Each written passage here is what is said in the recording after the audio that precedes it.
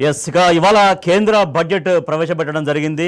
వికసిత భారత్ లక్ష్యంగా 2025-2026 బడ్జెట్ని కేంద్ర ఆర్థిక మంత్రి నిర్మలా సీతారామన్ ప్రవేశపెట్టారు. అయితే the power of rising India's middle class పేరుతో ఈ బడ్జెట్ని రూపొందించామని చెప్తున్నారు. సో నిజంగా వికసిత భారత్ మరి బడ్జెట్లో రిఫ్లెక్ట్ అయిందా కాలేదా? సో పేద మధ్యతరగతి వాళ్ళకి పన్ను మినహాయింపుకు సంబంధించి ఒక ఊరట అయితే జరిగింది, ఊరట లభించింది అనేది ఒక ఆసక్తికరమైన ఒక చర్చ సాగుతోంది. సో వాళ్ళకు ఒక్కవారికైతే కొంచెం బెటర్మెంట్గా ఉంది అనేది ఒక చర్చ. ఇక మిగిలిన అనేక అంశాల్లో నిజంగా వాళ్ళు అనుకున్నటువంటి లక్ష్యం దిశగానే బడ్జెట్ ఉందా, బడ్జెట్ ఏం రిఫ్లెక్ట్ చేస్తోంది? రైట్, ప్రస్తుతం మనతో జాయిన్ అయ్యారు బీఆర్ఎస్ పార్టీ సీనియర్ నాయకుడు డాక్టర్ మన్నే క్రిషాంక్ గారు. క్రిషాంక్ గారు నమస్తే. నమస్కారం. క్రిషాంక్ గారు, వికసిత భారత్ లక్ష్యంగా బడ్జెట్ రూపొందించామని చెప్తున్నారు. మరి నిజంగా వికసిత భారత్ అనేది బడ్జెట్లో ఎంతవరకు రిఫ్లెక్ట్ అయినట్టుగా ఉంది? వికసిత్ భారత్లో తెలంగాణ రాష్ట్రం ఇంక్లూడ్ అవుతుందా, ఇంక్లూడ్ అవ్వట్లేదా? ఎందుకంటే 12వ కేంద్ర బడ్జెట్లో, నరేంద్ర మోదీ గారి బడ్జెట్లో మళ్ళొకసారి కూడా తెలంగాణ అనే అక్షరం కూడా మనకి ఎక్కడ కనబడదు.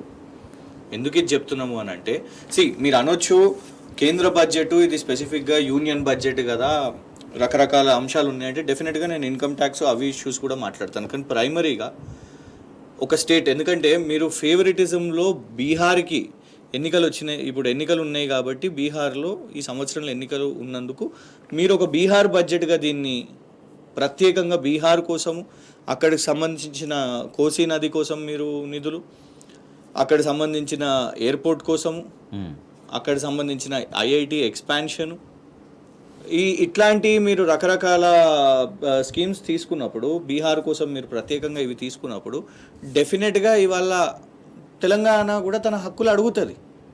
ఐటీఐఆర్ ప్రాజెక్ట్ రద్దెందుకు చేసిండ్రు, దాన్ని మళ్ళా కూడా దాన్ని చేయండి, దాన్ని యాక్సెప్ట్ చేయండి, ఐటీఐఆర్ని మీరు పునరుద్ధరణ చేయండి అని అడుగుతాం. బయ్యారం స్టీల్ ప్లాంట్ అడుగుతాం.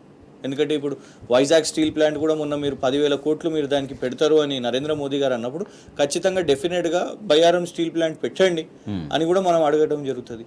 కాజీపేట్ రైల్ కోచ్ ఫ్యాక్టరీ కానివ్వండి, ఇట్లా ఎన్నో పెండింగ్ మనకు ఐఐఎం కానివ్వండి, ఇట్లాంటి ఇన్స్టిట్యూట్స్ మనకు ఉన్నాయి. ఇప్పుడు మకానా బోర్డు కూడా బీహార్కి అనౌన్స్ చేశారు, బీహార్కి కూడా అనౌన్స్ చేశారు. సో ఒకటి ఏంటిదంటే ఇవాళ తెలంగాణ రాష్ట్రానికి మళ్ళీ ఒకసారి కూడా అన్యాయం జరుగుతున్న క్రమంలో ఇవాళ బీహార్ అంటే అలయన్సెస్లో ఉన్నారు కాబట్టి, ఎలక్షన్స్ కూడా ఉన్నాయి కాబట్టి దానికి ఎంత బెనిఫిట్ జరుగుతుంది. ఇక పోగా ఇప్పుడు 12 లక్షల ఇన్కమ్ ట్యాక్స్ ఒకటి డెఫినెట్గా మధ్యతరగతి వాళ్లకు భారం తగ్గుతున్నప్పుడు దాన్ని మనం యాక్సెప్ట్ చేయాల్సిన అవసరం ఉంది. కానీ ఇన్ఫ్లేషన్ కూడా అదే క్రమంలో పెరుగుతున్నప్పుడు, ఖర్చు కూడా అదే క్రమంలో పెరుగుతున్నప్పుడు మీరు ట్యాక్స్ స్లాబ్ కట్ చేస్తున్నప్పుడు ఎట్లా బ్యాలెన్స్ అవుతుంది?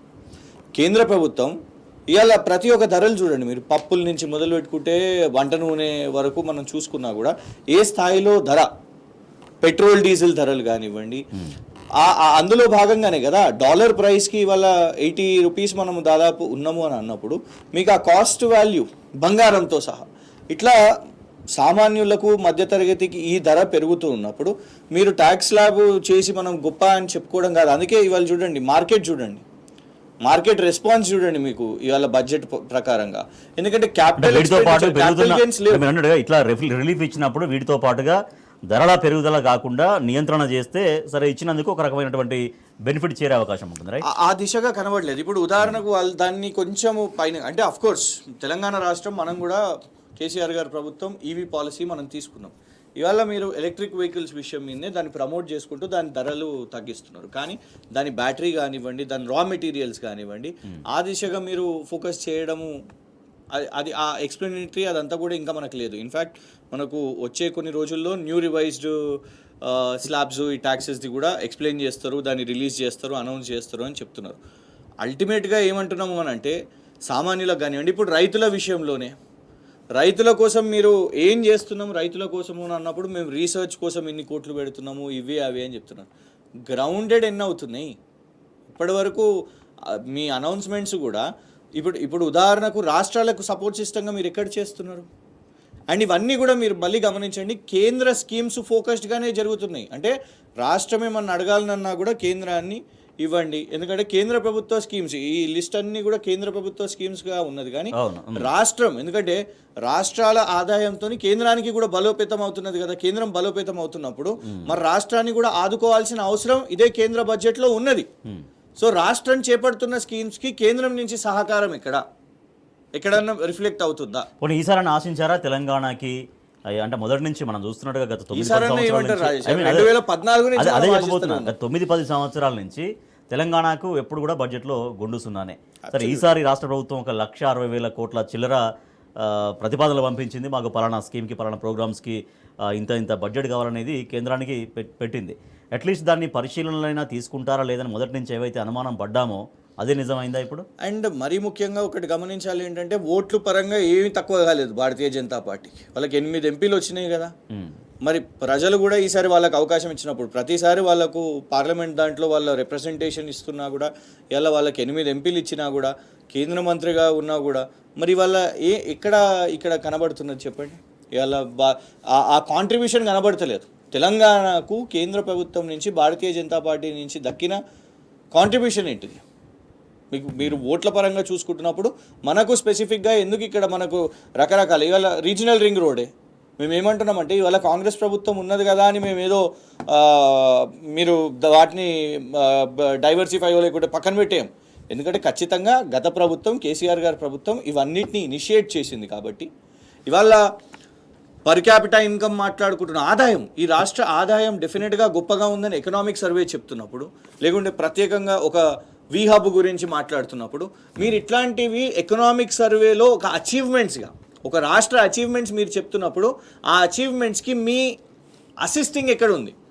What are you helping? Like మీరు ఏమి అనౌన్స్ చేస్తున్నారు, ఏం బూస్టప్ చేస్తున్నారు? ఇరిగేషన్ ప్రాజెక్ట్స్ కానివ్వండి, మనం ఇదే రాష్ట్రానికి irrigation projects, regional ring roads. ఇంకొకటి చెప్పాలనుకుంటున్నా, ఇంట్లో ప్రత్యేకంగా మెడికల్ కాలేజ్ సీట్స్ మళ్ళీ ఒక 10,000 అని మీరు చెప్పారు.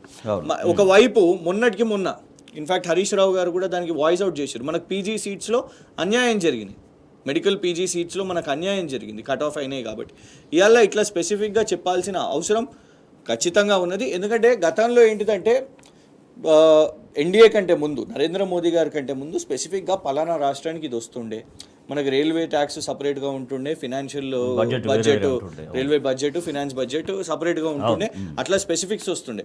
వీరు మొత్తం ఇది కలిపి కూడా కేవలం ఒక దగ్గర, ఒక రాష్ట్రంలో ఎన్నికలు ఉన్నప్పుడు, ఆంధ్రప్రదేశ్లో ఎన్నికలు ఉన్నాయి అన్నప్పుడు ఆంధ్రప్రదేశ్లో ప్రత్యేకత, ఇంకొక మహారాష్ట్రలోనో, మధ్యప్రదేశ్లోనో, రాజస్థాన్లో ఎలక్షన్స్ ఉన్నప్పుడు సేమ్ అదే తీరు, ఏం మార్పు లేదు. మోదీ 3.0లో కూడా అదే తీరు కనబడుతున్నది. దానికి ఉదాహరణ ఇవాళ బీహార్ రాష్ట్రంలో ఇదే సంవత్సరంలో ఎలక్షన్స్ ఉన్నందున ఇవాళ బీహార్కి జరిగిన కేటాయింపు, అది ఎయిర్పోర్ట్ కానివ్వండి, కోసి రివర్ ఫండ్స్ కానివ్వండి, ఐఐటి ఎక్స్పాన్షన్ కానివ్వండి, మకానా బోర్డు కానివ్వండి, స్పెసిఫిక్గా పోల్ బడ్జెట్. ఇక మీరు నాకు అల్టిమేట్గా నేను బాటమ్ లైన్ చెప్పాలంటే, బీహార్ బడ్జెట్లో కేంద్రం పెట్టిన బీహార్ బడ్జెట్లో తెలంగాణకు మనం ఎట్లా ఎక్స్పెక్ట్ చేయగలుగుతాం అనేది మనం బీహార్ బడ్జెట్ అనేద్దాం. ఇంకా దీన్ని 100% అదే అజెండాగా కనబడుతున్నది.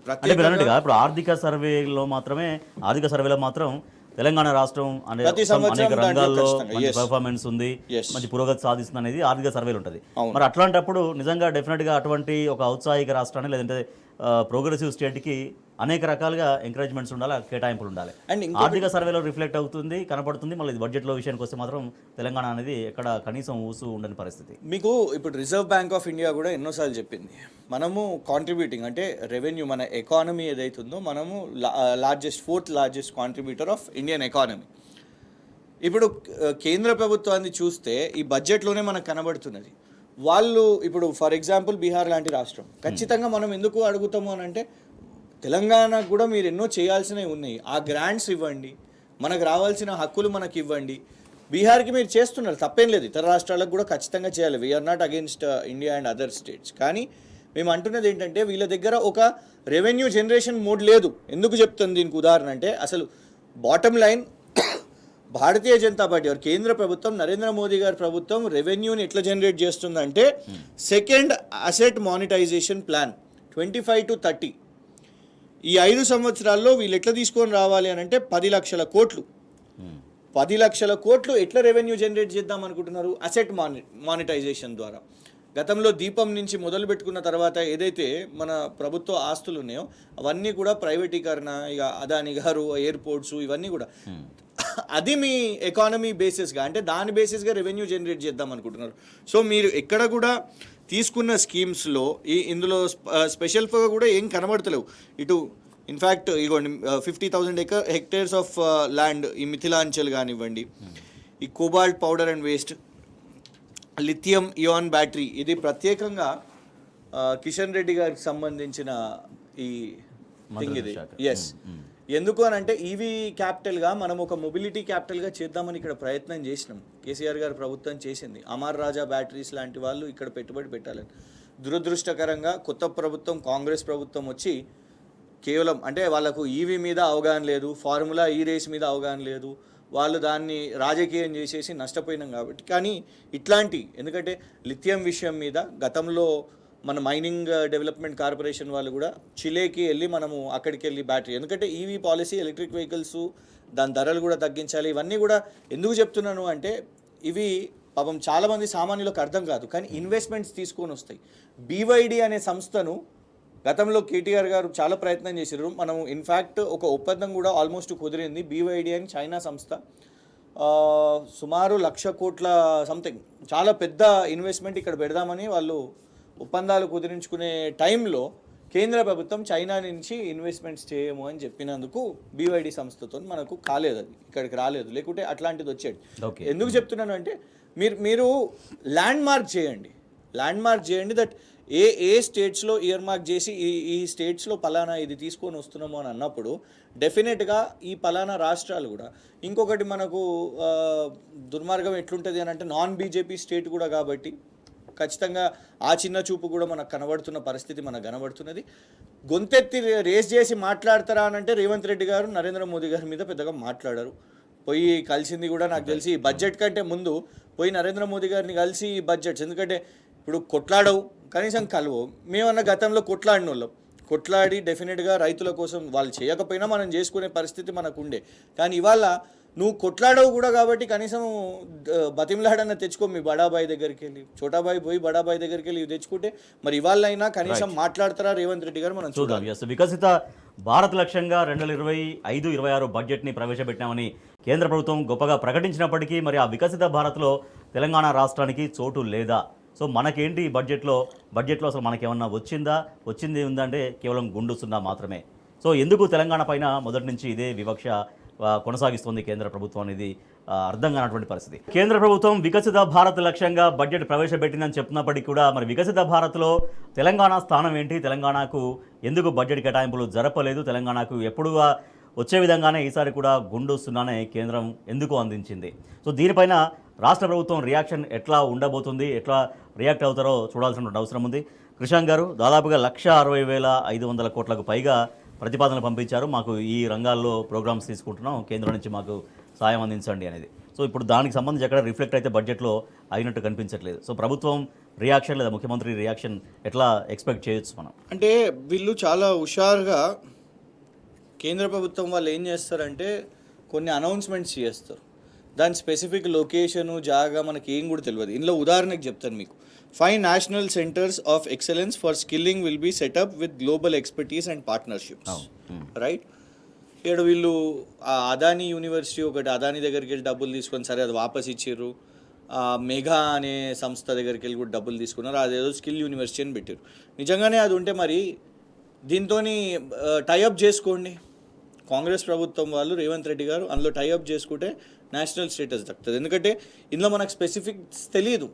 ఈ 5 నేషనల్ సెంటర్స్ ఎక్కడెక్కడ ప్లేసెస్ తెలియదు. నేను మీకు ఇది ఎందుకు చెప్తున్నా, ఇప్పుడు కొందరు అనొచ్చు అది మీరు ఇంత తొందరపడతారా, 10 నిమిషాలకి మీరు ఆ 5 నేషనల్ సెంటర్స్ ఇది ఎందుకు అని అడుగుతారా అని అంటారా అని అంటున్నారు. దానికి కారణం ఉంది. ఎందుకు తెలుసా?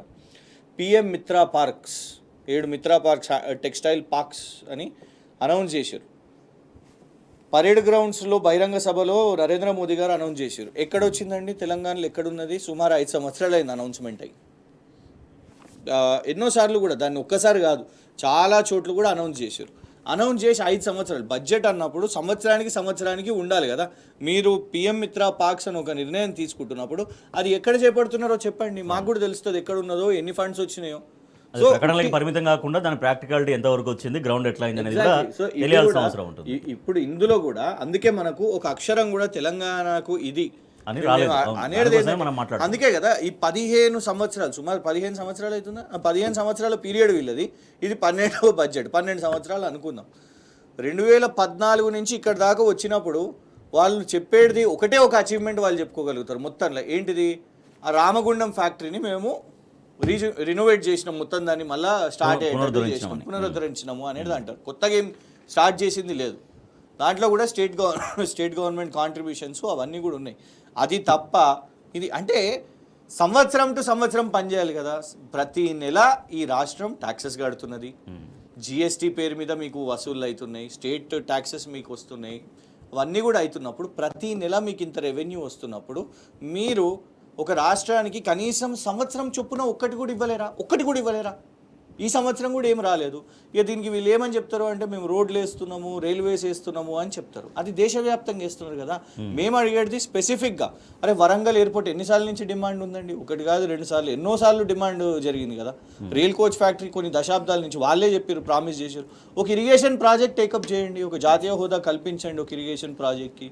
సో ఇట్లా ఎప్పటికప్పుడు దాన్ని చిన్నచూపు చూస్తున్నారు. కాబట్టి ఈ మన డిమాండ్స్ అనేది, మన పోరాటం అనేది, నిన్న కేసీఆర్ గారు చెప్పారు కదా, తెలంగాణ హక్కుల కోసం కొట్లాడాల్సింది మనమే, కొట్లాడాలి మనము. సో ఖచ్చితంగా ఇవాళ దాని ముందు మనకి బడ్జెట్ అనేది కనబడుతున్నది. కాబట్టి కొట్లాట ఇప్పటి నుంచే మొదలు కావాలి. ఇక కేంద్ర ప్రభుత్వం కూడా తెలంగాణకు చేసేటట్టు ఏం లేదు. దీంట్లో ఇక రేపటి నుంచి బండి సంజయ్ గారు, కిషన్ రెడ్డి గారు ఆహా ఓ అంటారు, కానీ వచ్చింది ఏం లేదు. కొత్త కార్యక్రమాలకు సంబంధించి, కొత్త అనౌన్స్మెంట్కి సంబంధించి ఉండకపోవడం అనేది ఒకటైతే, రాష్ట్ర విభజన సమయంలో ఉన్నటువంటి హామీలు చాలా అనేకం అట్లే పెండింగ్లో ఉన్నాయి. సో వాటి ప్రస్తావన కూడా మాట మాత్రంగా ఎక్కడ లేకపోవడం, సరే మేము ఎప్పుడు ఆల్రెడీ విభజన చట్టంలో ఉంది కాబట్టి మేము ఇది ఇచ్చేస్తున్నాం ఈ రాష్ట్రానికి అనేది తెలంగాణ పట్ల ఒక స్టేట్మెంట్ రాకపోవడం, ఇదంతా ఏం చెప్తుంది? ఇప్పుడు కృష్ణా నది ఉందండి.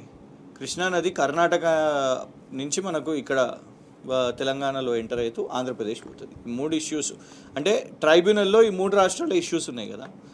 మీరు అనుకోవచ్చు సడన్గా కృష్ణానది గురించి ఎందుకు మాట్లాడుతున్నాను. ఇదే ట్రిబ్యునల్ అవార్డు ఇవ్వకముందే మీరు అప్పర్ భద్రా ప్రాజెక్ట్కి మొన్న బడ్జెట్లో కర్ణాటక ఎలక్షన్స్ ఉన్నాయి కదా అని ఇలా 2 ఇష్యూస్ వస్తాయి. మీరు చూడండి, ఒకటేమో మన విషయం మీద ఇవాళటి వరకు కూడా మన నీటి సమస్యలను తేల్చారు. ఇంకొకటి ఎలక్షన్స్ వస్తే అప్పర్ భద్రా ప్రాజెక్ట్ కనబడుతుంది. కర్ణాటక ఎన్నికలు, కేంద్ర బడ్జెట్లో అప్పర్ భద్రా ప్రాజెక్ట్కి 5,000 కోట్లు అనుకుంటా. ఇవాళ సేమ్ థింగ్ బీహార్ ఎన్నికలు, బీహార్ కోసి కోసం కూడా ప్రకటన కనబడుతుంది. మేము ఎందుకు అనవద్దు ఇది ఎన్నికల బడ్జెట్ అని? తెలంగాణ మీద ప్రేమ లేదు కానీ ఎక్కడెక్కడైతే బీజేపీ వాళ్ళ రాష్ట్రాలు, వాళ్ళకి ఇంట్రెస్ట్లు ఇవన్నీ కొన్ని ఉంటాయో అక్కడ ప్రకటనలు చేస్తారు. సో 100% ఒకటి ఏంటిది అని అంటే విభజన హామీలు కానివ్వండి, కొత్త అలొకేషన్స్ కానివ్వండి, అట్లాంటివి మాత్రం ఏమీ కూడా ఈ బడ్జెట్లో లేవు. ఓకే. సో రాష్ట్రం నుంచి ఉన్న ఎంపీలు, కాంగ్రెస్ ఎంపీలు 8 మంది ఉన్నారు, బీజేపీ నుంచి 8 మంది ఎంపీలు ఉన్నారు. ఎక్స్పెక్ట్ చేస్తారా మీరు వాళ్ళు మాట్లాడతారని? చేయొద్దా? ఇన్ని సంవత్సరాల నుంచి ఎక్స్పెక్ట్ చేస్తున్నాం. మాట్లాడింది ఏమీ లేదు, తెచ్చింది ఏమి లేదు. ఈడికెళ్ళి తరలించినవి ఉన్నాయి. గతంలో మైనింగ్ కంటే ముందు టూరిజం మినిస్టర్ ఉండే, నార్త్ ఈస్ట్కి సంబంధించిన ఈ మినిస్టర్ అన్నీ కూడా ఉండి మన దగ్గర ట్రెడిషనల్ మెడిసిన్ సెంటర్ ఓపెన్ అవుతుంది అని ట్వీట్ చేసి అధికారికంగా కేంద్ర మంత్రి కిషన్ రెడ్డి గారు ప్రకటించి ఆ తర్వాత గుజరాత్ ఎన్నికలు వచ్చే సమయానికి జామ్నగర్కి షిఫ్ట్ చేశారు. ఇది వాస్తవం కాదా? మనం ఇక్కడ కేసీఆర్ గారు ఆర్బిట్రేషనల్ సెంటర్ ఇక్కడ నిర్మాణం చేసుకుంటున్నాము అనేసరికి కేంద్ర ప్రభుత్వం సపోర్ట్తోని గుజరాత్లో నిర్మాణం చేసుకున్నారు. సో ఇట్లాంటివి చేస్తున్న క్రమంలో ఇవాళ కిషన్ రెడ్డి గారు మైనింగే ఉన్నది. కిషన్ రెడ్డి గారు మైనింగ్ మినిస్టర్ కదా. మరి అట్లాంటిది ఏం చేస్తున్నారు? ఉన్న మన ఖనిజాలను ఆక్షనింగ్ పెడుతున్న పరిస్థితి. అట్లా నిజంగా లాభం చేయాలనుకుంటే, మనం డెప్త్గా మనం ఆలోచించాలనుకుంటే, మైనింగ్ మినిస్టర్గా మనకు ఇక్కడ ఒక ఈవీ క్యాపిటల్గా హైదరాబాద్ కావాలి, ఇక్కడ బెనిఫిట్స్ జరగాలి అని అన్నప్పుడు ఖచ్చితంగా ఆ విధంగా లిథియం ఇవన్నీ కూడా మనకి ఇక్కడ మన రాష్ట్ర ప్రభుత్వానికి టైఅప్ పెట్టేసి ఇక్కడ దాన్ని ప్రోత్సహించే విధంగా డెఫినెట్గా చేయాల్సిన అవసరం ఉన్నది. కానీ అట్లాంటి దిశలో ఇప్పటి వరకు అయితే కనబడలేదు, ఆ స్పష్టత లేదు.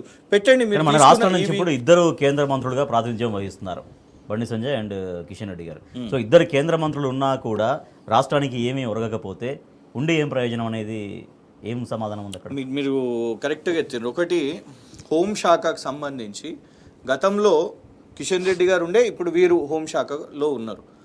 మన ప్రభుత్వం ఇన్ఫ్యాక్ట్ ఆ శాఖ కూడా ఇప్పుడు రేవంత్ రెడ్డి గారి దగ్గరనే ఉన్నది.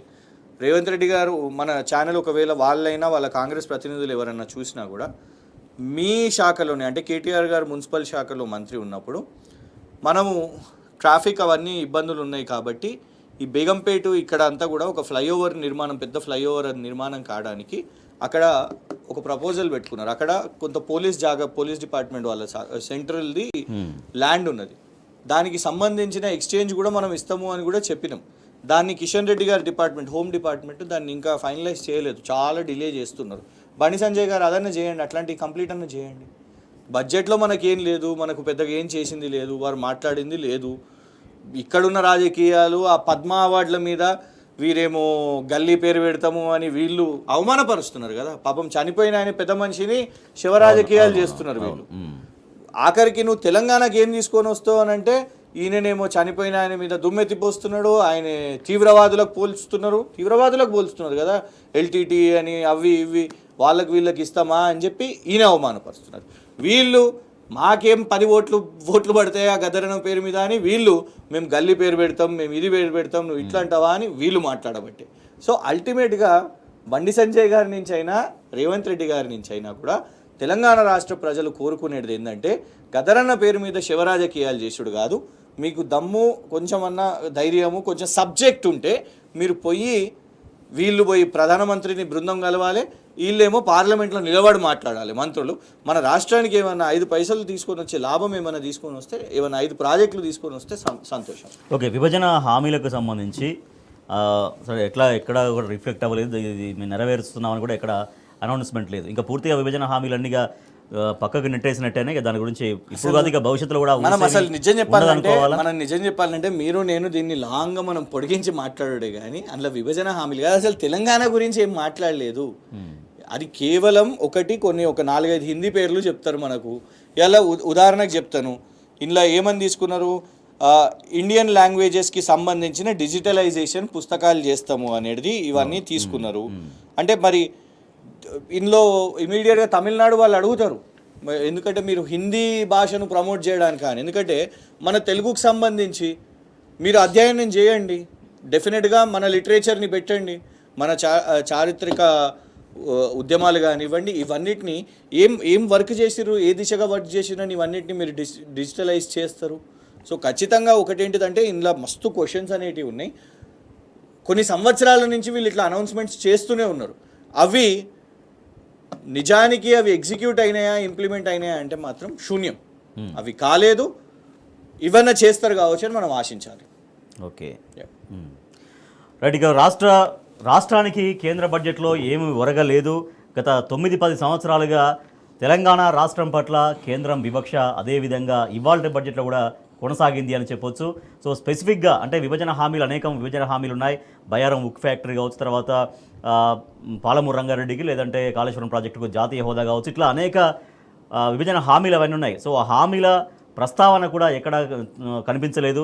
సరే స్పెసిఫిక్గా ఉండాల్సినటువంటి అవసరం ఉంది, కానీ జనరల్గా పలానా ఇన్స్టిట్యూట్స్ సో ఇన్స్టిట్యూట్స్ ఎక్కడ పెడతారనేది ఇంకా పూర్తిగా క్లారిటీ అనేది ఇంకా రావాల్సిన అవసరం ఉంది. కానీ తెలంగాణ రాష్ట్రానికి ఇతిమిద్దంగా ఈ ప్రాజెక్టు మేము ఇస్తున్నాము, ఇటువంటి కేటాయింపులు చేస్తున్నామని ఎక్కడ రిఫ్లెక్ట్ కాని పరిస్థితి.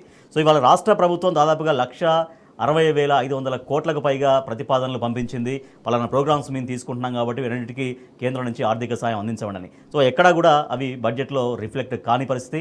మరి ప్రభుత్వం ఎట్లా రియాక్ట్ అవుతుంది, ముఖ్యమంత్రి రేవంత్ రెడ్డి ఎట్లా రియాక్ట్ అవుతారో చూడాల్సినటువంటి అవసరం. రాష్ట్రానికి కేంద్ర బడ్జెట్లో ఒరిగిందేమీ కనిపించలేదు. రాష్ట్రానికి విభజన హామీలు అలాగే పెండింగ్లో ఉన్నాయి. గత 10 సంవత్సరాలుగా అలాగే విభజన హామీలు ఉన్నాయి. ప్రతిసారి వెయిట్ చేయడం, ఉసురుమంటూ ఊరుకోవడమే రాష్ట్రం వంతవుతోంది. సో గత 9-10 సంవత్సరాల కాలంలో కేంద్రం నుంచి ఎటువంటి సహాయ సహకారాలు అందకపోయినా కూడా తెలంగాణ రాష్ట్రం తన సొంత ఆర్థిక పరిపుష్టిని సాధించి సొంత కాళ్లపైన నిలబడి అద్భుతమైన పురోగతిని సాధించినటువంటి వైనాన్ని అందరూ గుర్తు చేసుకుంటున్న పరిస్థితి. కానీ ఇవాళ దాదాపుగా 1,60,000 కోట్లకు పైగా రాష్ట్ర ప్రభుత్వం, కాంగ్రెస్ ప్రభుత్వం సాయాన్ని అందించినా కూడా ఎక్కడ సాయానికి సంబంధించినటువంటి ప్రకటనలు, ఆ ప్రస్తావన ఇవాళ బడ్జెట్లో రిఫ్లెక్ట్ కాలేదు. సో మరి ఇవాళ రాష్ట్ర ప్రభుత్వం ఎట్లా రియాక్ట్ అవుతుంది, రాష్ట్రానికి బడ్జెట్లో జరిగిన అన్యాయానికి సంబంధించి ఎట్లా రియాక్ట్ అవుతుందో చూడాల్సినటువంటి అవసరం ఉంది.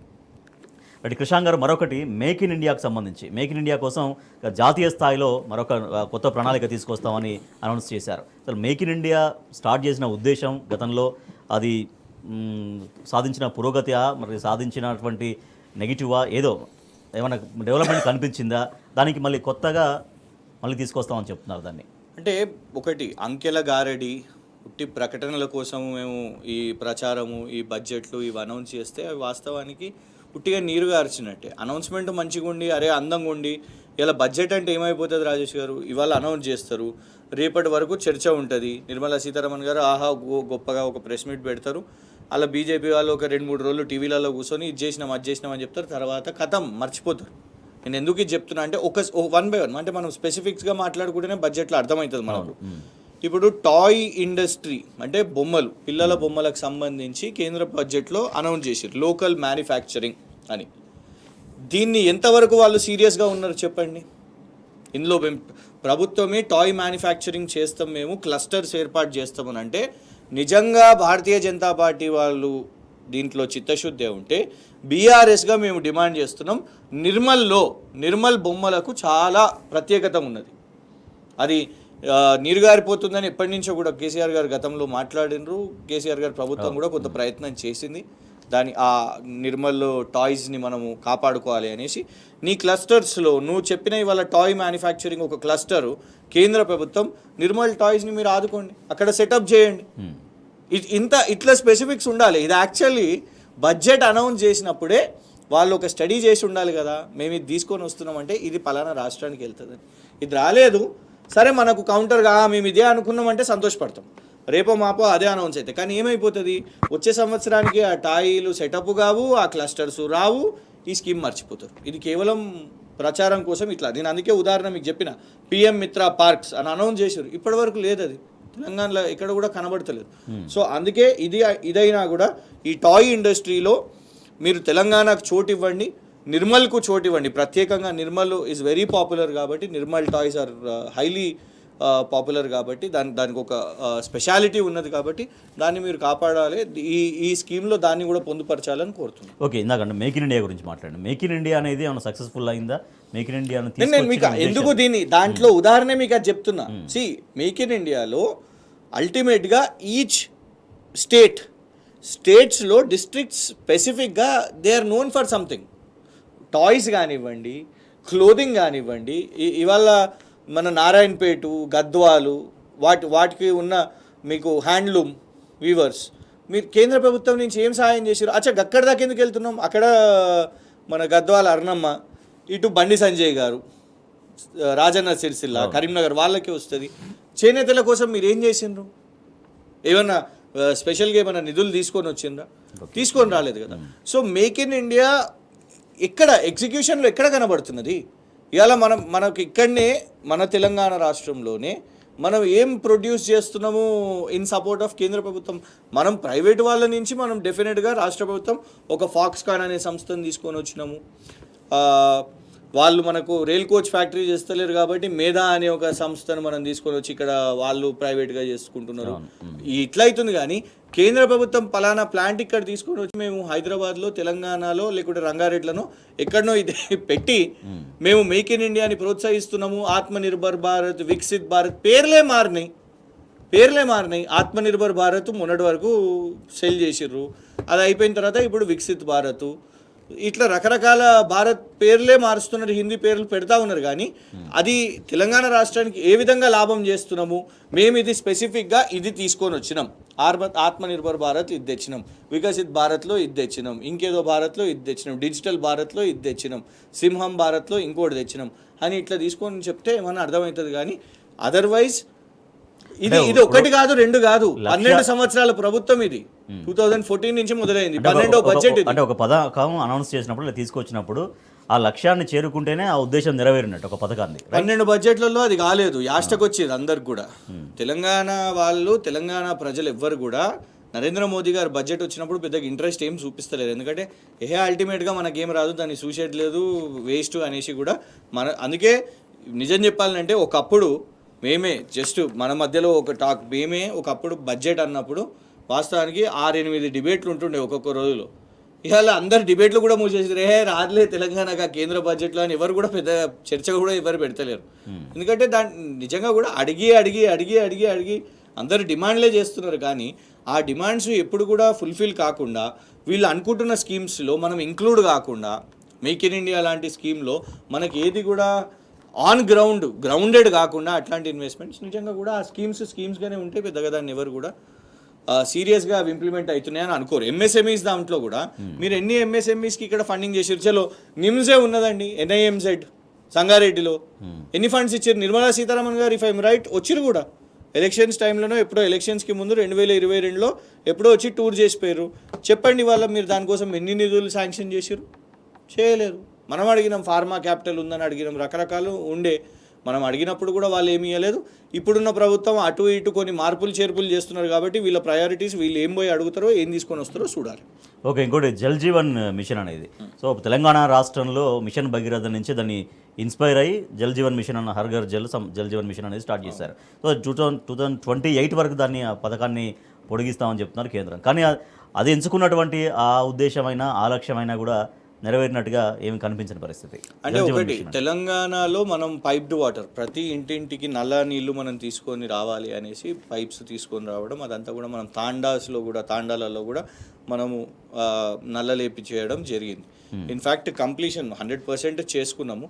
దానికి ఎప్పుడైనా కూడా ఆపరేషన్ అండ్ మెయింటెనెన్స్ కూడా ఉండాల్సిన అవసరం ఉంది. నీతి ఆయోగే చెప్పింది కదా, మిషన్ భగీరథ కోసం, మిషన్ కాకతీయ కోసం వీళ్ళకు ఒక 25,000 కోట్లు ఇవ్వండి అని సుమారు అంత ఫిగర్ చెప్పారు. ఎక్కడ కూడా కేంద్రం నుంచి మనకు అది రాలేదు. వీళ్ళు ఎంతసేపు అది కంటిన్యూ చేసుకుంటూ పోతారు. ఎందుకంటే ఆ హిందీ బెల్ట్ స్టేట్స్లో ఇది కంప్లీట్ అవ్వట్లేదు, చాలా స్లో ప్రోగ్రెస్ అవుతుంది. మనం కంప్లీట్ చేసుకున్నాం. మనకు ఒకటే ఏంటిదంటే మెయింటెనెన్స్, ఆపరేషన్ అండ్ మెయింటెనెన్స్ కోసం కేంద్రం నుంచి సహాయ నిధి లేకపోతే ఇలా నల్గొండలో జరుగుతున్న సమస్యనే వస్తుంది. రాజేష్ గారు, నాకు తెలిసి మీరు ఆల్రెడీ మీకు దృష్టిలోకి వచ్చి ఉండవచ్చు, నల్గొండలో మళ్ళా ఫ్లోరోసిస్ ఇబ్బందులు ఇవన్నీ కూడా వస్తున్నాయి. అంటే నల్లలు వేసుకోవడం, నీళ్ళు తెచ్చుకోవడం ఒకటే అక్కడికి జరిగిపోదు. ఎప్పటికప్పుడు ఒక ప్రక్రియ, అడ్మినిస్ట్రేషన్ అయినా, గవర్నెన్స్ అయినా, ఆపరేషన్స్ అండ్ మెయింటెనెన్స్ అయినా, ఇట్స్ అ రెగ్యులర్ సైకిల్. అంతే, ఎవ్రీడే అది జరుగుతూ ఉంటుంది. దానికి సంబంధించిన ఖర్చు కూడా అవుతుంటుంది. కేంద్రం ఆ దిశగా మనకు కూడా పాతవి కూడా ముందు చాలా బకాయిలు ఉన్నాయి. వాళ్ళు చేసిన ప్రామిసెస్ అవి కంప్లీట్ చేయలేదు కాబట్టి అవి ఇప్పటికైనా కూడా రిలీజ్ చేస్తే డెఫినెట్గా వాటిని మనం ఖర్చు పెట్టుకోవచ్చు. మీరు అన్నట్టు హర్ఘర్ నల్కా జల్ స్కీమ్లో వాళ్ళు తీసుకున్న ఆ వాటర్ స్కీమ్లో ఖచ్చితంగా మన mission Bhagiratha is a success. ఇంకా గ్రామాలలో ఇంకా చిన్న గ్రామాలకు ఇంకా రీచ్ అవుట్ అయ్యేది అవుతాం. సో డెఫినెట్గా అందులో కూడా మనకు రావాల్సినవి మనకి ఇవ్వాలి. Right, okay. ఇవాళ కేంద్ర ప్రభుత్వం పెట్టినటువంటి బడ్జెట్లో స్పెసిఫిక్గా ఇంతవరకు అయితే తెలంగాణకు ఏమీ కేటాయింపులు జరగలేదనే విషయం చాలా స్పష్టంగా తెలుస్తోంది.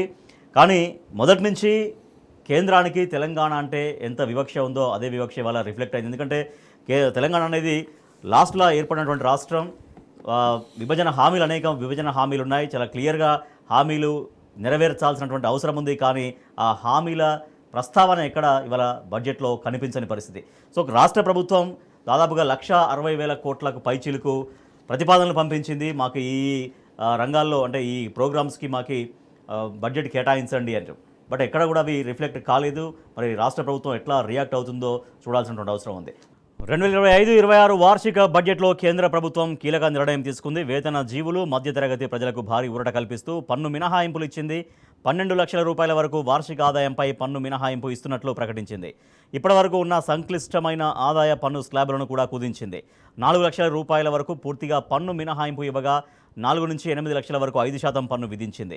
8 నుంచి 12 లక్షల వరకు 10%, 12 నుంచి 16 లక్షల వరకు 15%, 16 నుంచి 20 లక్షల వరకు 20%, 20 నుంచి 24 లక్షల వరకు ఆదాయంపై 25% పన్ను ప్రకటించింది.